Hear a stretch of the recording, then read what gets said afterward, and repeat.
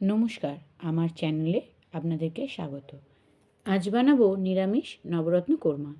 তার জন্য আমার লাগবে আলু, ফুলকপি, গাজর, বিনস, ক্যাপসিকাম, পনির, কাজু কিশমিশ, তিল, কাসুরি মেথি, গোটা গরম মশলা, শুকনো লঙ্কা আর ধনেপাতা। এছাড়া লাগবে টক দই, শুকনো লঙ্কা বাটা, আদা, কাঁচা লঙ্কা, টমেটো।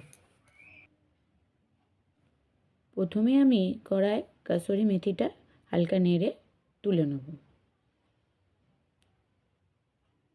তারপর পনিরগুলো হালকা ভেজে নেব। একটু আস্তে আস্তে ভাজতে হবে যাতে পনিরগুলো না ভেঙে যায়। পনিরগুলো হালকা ভাজা হয়ে গেলে তুলে হালকা নুন জলে ভিজিয়ে রাখবো।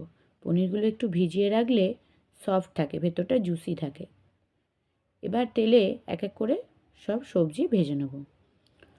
প্রথমে ফুলকপিটা ভেজে নেব। সবজিগুলো একটু ভালোভাবে ভাজতে হবে।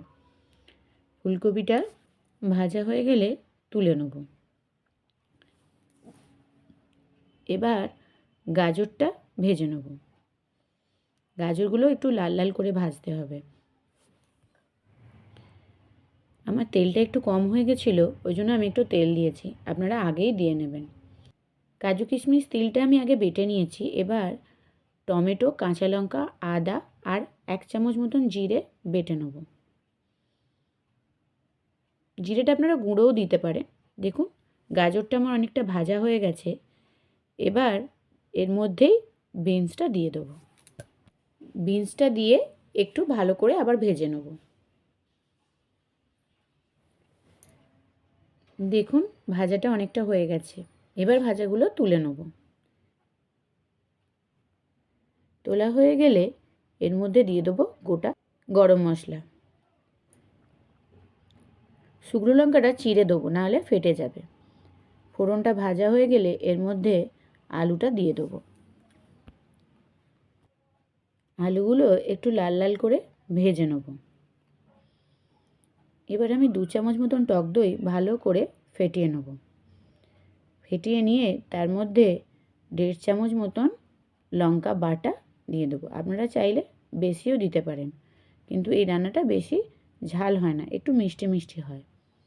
এবার আমি আগে থেকে বাটা জিরে, কাঁচা লঙ্কা, টমেটো এই দইয়ের মধ্যে আবার ফেটিয়ে নেব।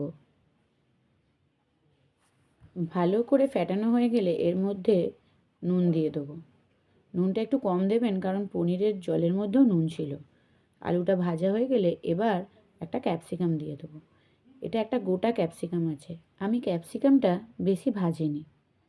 এবার আলু পেঁয়াজটা হালকা ভেজে নিয়ে এর মধ্যে ওই মশলাটা দিয়ে দেবো। মশলাটা দেওয়ার আগে ওর মধ্যে আমি একটুখানি গুড় দিয়েছি, আপনারা চাইলে চিনিও দিতে পারেন।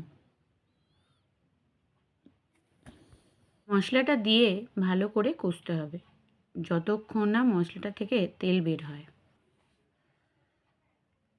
মশলাটা থেকে আস্তে আস্তে তেল ছাড়তে আরম্ভ করেছে।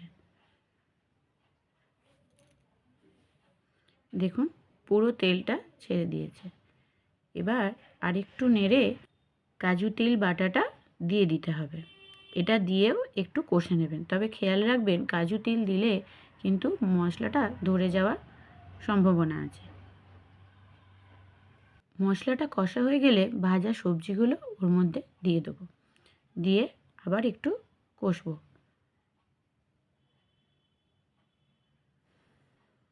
দেখুন অনেকটা কষা হয়ে গেছে, একটু তলায় বসে যাচ্ছিল বলে পনিরের ভেজানো যে জলটা, সেই জলটা আমি একটু দিয়ে দিয়েছি।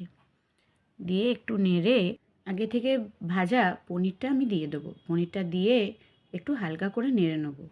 এবার একটু নেড়ে নেবো, তবে হালকা করেই নাড়তে হবে যাতে না পনিরটা ভেঙে যায়। এবার একটু জল দিয়ে দেবো। বেশি জল লাগবে না, কারণ সবজিগুলো আগে থেকেই ভাজা আছে। এবার দেখুন জলটা ফুটে গেছে, এবার গ্যাসটা কমিয়ে দেবো। এবার একটু ধনেপাতা ছড়িয়ে দেবো।